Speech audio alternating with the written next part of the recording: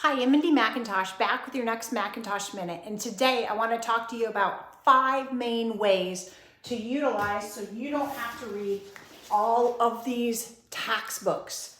Okay, so number 1, I want to talk to you about specifically strategic Roth conversions.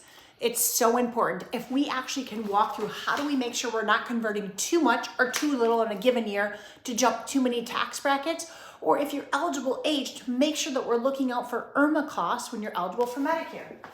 Another one that we can find tax converting in life insurance, item 7702. So if we do a 7702, it is part of your way to make sure you don't create a modified endowment contract to use cash value tax-free in life insurance.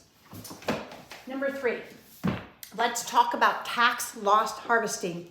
If we actually go to the code here, recording requirements, let's make sure that we are taking a look at tax loss harvesting.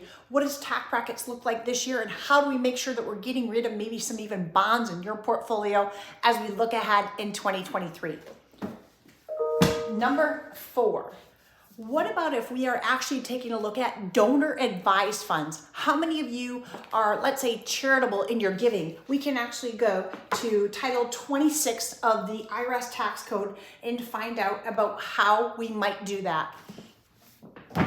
And number 5, if you're like, where do I go? Ding, ding, ding. What options might we want to take a look at?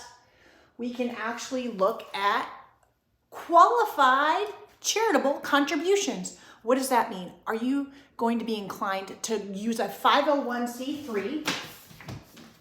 And in here, the 501c3 is stating you can actually get your proceeds, let's say from an IRA, directly to church or charity without paying any taxes. That gives a higher percentage directly to them.